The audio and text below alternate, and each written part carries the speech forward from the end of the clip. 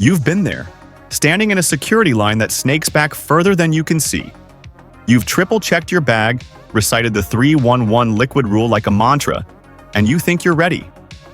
But then, the person in front of you gets pulled aside. Their bag is torn apart. An argument starts. Your flight starts boarding in 20 minutes. What if I told you that almost everything you thought you knew about carry-on rules is wrong in 2025? The game has completely changed. This year, a perfect storm of new technology, secret airline policies, and confusing international laws has created a minefield for travelers. The old rules won't just slow you down. They could cost you hundreds of dollars in surprise fees or, in some shocking cases, even get you into serious legal trouble. Airlines and airports aren't putting up giant signs to warn you about these changes. They're buried in the fine print. But don't worry, because today, we're exposing all of them. We're counting down the 12 new critical carry-on rules for 2025 that nobody is warning you about. Stick with me, and I guarantee you'll walk through the airport on your next trip while everyone else is getting stopped, searched, and charged. Let's get into it. For years, the rule was simple. All your liquids had to be under 100 milliliter, and your laptop had to come out of your bag. But in 2025, you're playing the airport lottery. The reason? New futuristic CT scanners are being rolled out at airports around the world. These are like medical CT scanners for your luggage, creating a detailed 3D image of everything inside. The technology is so good that at airports with these scanners, you can leave your liquids and your laptop right inside your bag. It's the TSA pre-check experience for everyone. So, what's the problem? The rollout is a chaotic, inconsistent mess.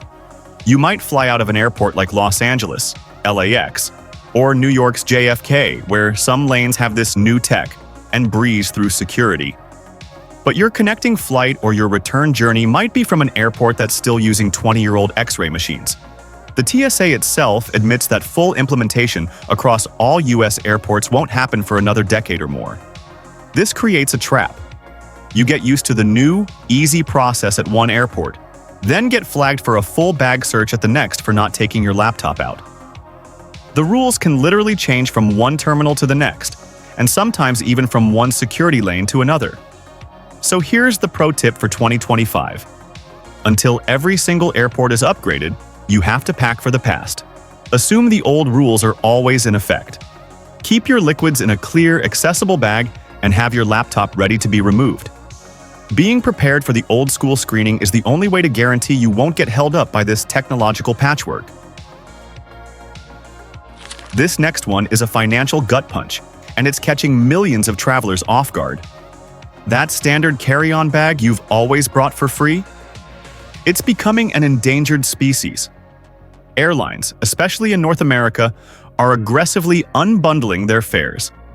This means they're stripping everything out of the base ticket price to make it look cheaper online, and then charging you for things that used to be standard, like a carry-on bag. The biggest offender this year is Air Canada. As of January 2025, if you buy their cheapest economy basic fare for flights within Canada to the US, Mexico, or the Caribbean, you are no longer allowed a standard carry-on bag. You only get one small personal item that has to fit under the seat in front of you. Think a purse or a small backpack. If you show up at the gate with a regular roller bag, get ready to pay up.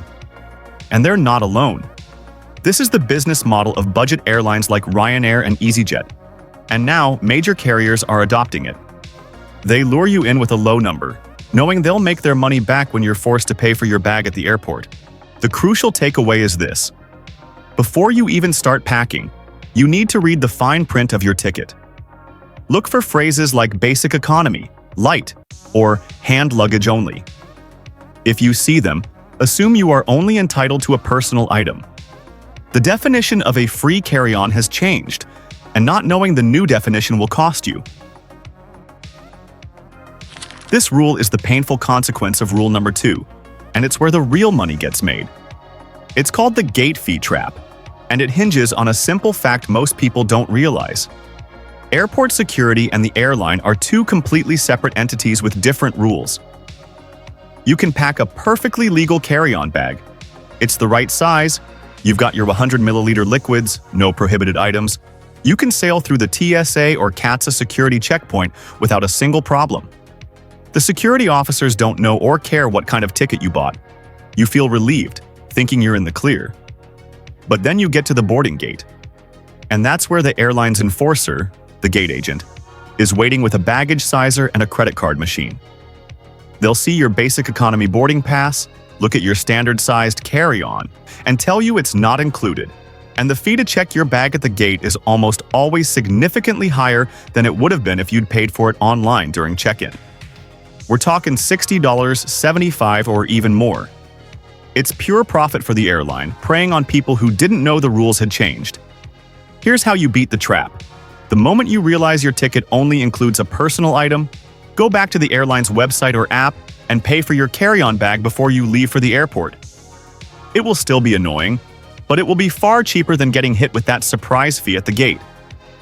Think of it as two separate checkpoints, one for security and one for your wallet. Okay, let's switch from fees to safety, because this rule isn't about your money. It's about keeping the plane in the air. And it's the one rule that has zero exceptions anywhere in the world. I'm talking about lithium-ion batteries. That means your power banks, any spare batteries for your camera or laptop, and even your vapes or e-cigarettes. These items are strictly and absolutely forbidden in your checked baggage. Why? Lithium batteries can short-circuit and catch fire.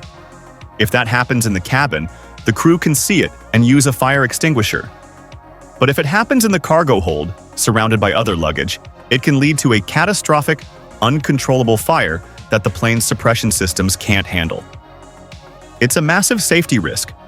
Now, you can technically check a device with its battery installed, like a laptop. But I'm telling you, that's a terrible idea. Aside from the small fire risk, the baggage handlers are not gentle. Your expensive electronics can get damaged, and theft from checked luggage is a real problem. The rule is simple and non-negotiable. All spare lithium batteries, all power banks, and all vaping devices must be in your carry-on bag. When you're packing, do a final sweep. Find every single power bank and spare battery and make sure it's in the bag you're taking into the cabin. This isn't a suggestion, it's a global aviation safety mandate. This next rule is the most serious one on our list. It has nothing to do with airport security and everything to do with international law. And not knowing it could ruin your trip and, in a worst-case scenario, land you in a foreign jail. You would assume that if a doctor legally prescribes you medication in your home country, you can take it anywhere. That assumption is dangerously wrong. The most shocking example is Japan. Many common medications that are legal in the US and Europe are considered illegal narcotics there. This includes stimulant medications used to treat ADHD, like Adderall, and any product containing pseudoephedrine, an ingredient in common cold remedies like Sudafed and Vicks inhalers. Bringing these substances into Japan, even with a valid prescription from your doctor, can lead to your arrest, detention, and prosecution. Your prescription is not a defense. You are subject to the laws of the country you are entering. And Japan isn't the only country with strict pharmaceutical laws. Many countries have different regulations for painkillers, anxiety medications, and even some over-the-counter drugs. The only way to be safe is this. Before you travel internationally, you must verify the legality of every single medication you plan to bring, both prescription and over-the-counter. The only reliable source for this information is the official government of your destination country. Check the website of their embassy or their Ministry of Health. This is one area where you cannot afford to be wrong.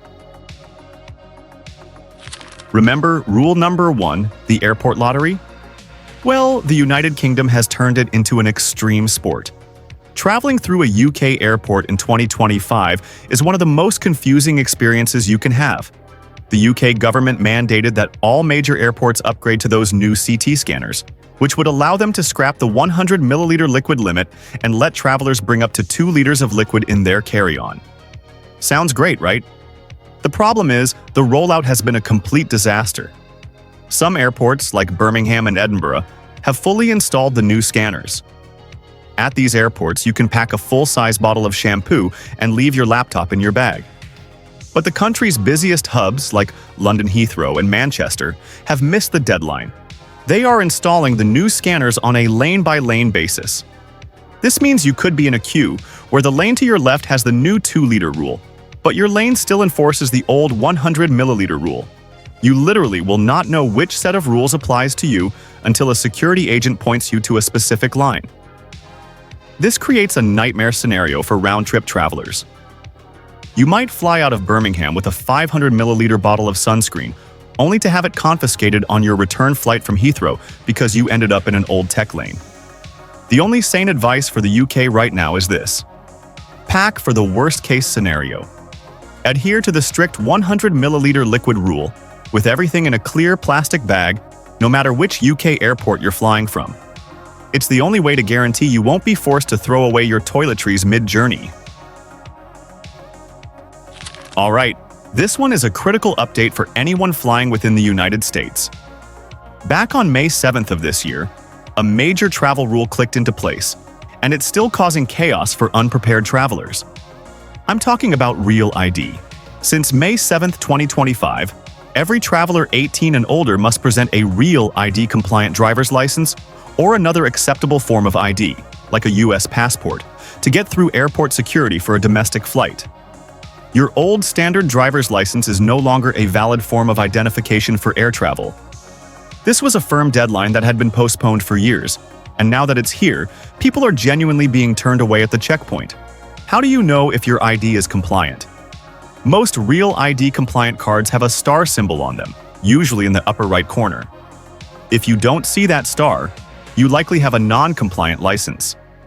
Imagine showing up for a flight from New York to California and being told your driver's license is as useless as a library card. It's been happening to thousands of people since May, so here is your urgent call to action. Pull out your wallet and look at your driver's license right now. If you don't see that star, you need to make a plan. Either visit your state's DMV to get a compliant license, or just get into the habit of bringing your passport with you for every single flight, even if it's just a 1-hour hop to the next state. Don't let this rule ground you. You've mastered the liquid rule, but did you know there's a secret rule about powders? This is one of those obscure regulations that can get your bag flagged in certain countries, and it's not what you'd expect. If you're flying internationally to Australia or Canada, listen up. These countries have implemented restrictions on the amount of inorganic powders you can bring in your carry-on. What's an inorganic powder? Think things that don't come from living matter, like salt, sand, some talcum powders, and powdered detergents. On international flights departing from Australia, the total volume of these powders is limited to 350 milliliters, or 350 grams. Canada has a similar 350 milliliter limit for international flights. The good news is that organic powders, things derived from living matter, are generally not restricted. This includes powdered baby formula, protein powder, coffee, and most cosmetics. The problem is it can be confusing to know which is which. Is your makeup an organic or inorganic powder? Do you want to have that debate with a security officer at 6 a.m.? The simple solution is this. If you're traveling with any kind of powder, be it for cooking, cosmetics, or cleaning, pack it in your checked luggage if you can. If you must have it in your carry-on, be prepared for it to be inspected. This is a little-known rule that's easy to break by accident, so it's better to be safe than sorry. Okay, let's talk about some potentially good news, especially if you're traveling in Europe. You may have heard rumors that the EU was going to guarantee every passenger a free carry-on bag this year. Well, the reality is a bit more complicated. There has been a massive push from the European Parliament to standardize carry-on rules and ban those frustrating fees for a small cabin bag.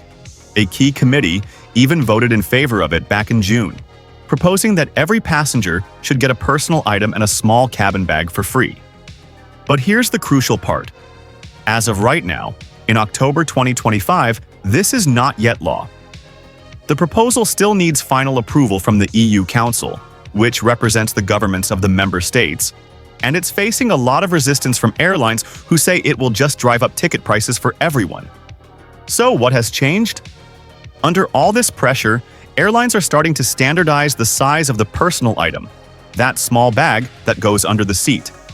Many major European carriers have agreed to a guaranteed minimum size of 40 by 30 by 15 centimeters, and some, like Ryanair, have even increased their allowance to be more generous than that new minimum. So, the 2025 European travel equation is this. Don't assume you get a free cabin bag yet. That battle is still being fought. The good news is your personal item size is becoming more predictable. But for now, you must still check your specific airline's policy for a larger cabin bag. And remember, the EU has standardized the 100 milliliter liquid rule across the board to ensure consistency, so be extra diligent with your toiletries. For all the talk about the strict 100 milliliter liquid rule, there's a major exemption that millions of travelers, especially parents and those with medical conditions, don't know exists. Medically necessary liquids, baby formula, breast milk, and baby food are exempt from the 311 rule. This means you can bring them in your carry-on in quantities greater than 100 milliliter. This is a game changer. You can bring enough formula or breast milk for your entire journey, or a full-sized bottle of liquid medication without having to worry about it being confiscated. But there's a specific process you have to follow. You can't just leave it in your bag. You must remove these items from your carry-on and declare them to the security officer at the very beginning of the screening process. They will be screened separately, sometimes with special equipment. And here's a crucial detail for parents. You do not need to be traveling with your child to bring breast milk through security. This is a protected right for nursing mothers. The key to using this exemption smoothly is preparation. Pack these items in an easily accessible part of your bag. As soon as you get to the conveyor belt, take them out and inform the officer what you have. It might add a couple of minutes to your screening time, but it ensures you can travel with the essential items you or your child need. This next rule is a perfect example of how bizarre and specific the regulations have become. It's a glitch in the system that primarily affects people flying between Canada and the United States. In Canada, the security authority, CATSA, has a surprising rule. On domestic flights, you are actually allowed to bring a knife in your carry-on, as long as the blade is 6 centimeters or less. That's about 2.4 inches. But here's the trap. If your flight from that same Canadian airport is headed to the United States, that rule vanishes. For flights to the US, all knives of any type or length are strictly prohibited in your carry-on. Why the difference? Many major Canadian airports have US Customs and Border Protection pre-clearance facilities. This means you go through US security and customs on Canadian soil before you even board the plane. And in that pre-clearance area, the stricter US TSA rules apply. So, a small pocket knife that would be perfectly legal on a flight from Toronto to Vancouver will get you pulled aside and have your item confiscated if you're flying from Toronto to New York. It's a jurisdictional quirk that catches a lot of people by surprise. The universal advice here is simple. Just don't pack a knife in your carry-on. Ever. It's not worth trying to remember which country and which destination has which rule.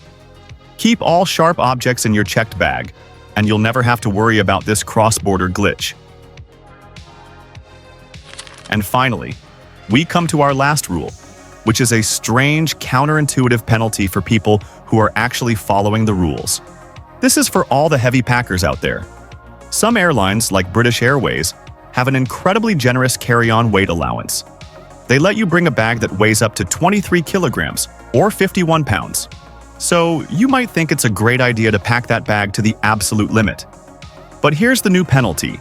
Those new CT scanners we talked about in rule number 1 are extremely sensitive. They are designed to automatically flag anything they can't clearly identify. And one of the biggest things that triggers an alert is a dense, tightly packed bag. When you stuff a 51-pound bag full of clothes, electronics, and souvenirs, you create a cluttered 3D image that the scanner's algorithm has trouble analyzing. The result? Your bag gets automatically diverted for a mandatory, time-consuming manual search by a security officer, even if you have absolutely nothing prohibited inside. So the irony is that by maximizing your airline's generous weight allowance, you are increasing your chances of being delayed at security. The strategic move for 2025 is this: pack lighter. Even if your airline says you can bring a 23-kilogram bag, try to keep it lighter and less dense. A little extra space in your bag can mean a much faster journey through a security checkpoint equipped with the latest technology. Sometimes less is truly more. So there you have it. 12 new, confusing, and costly carry-on rules for 2025.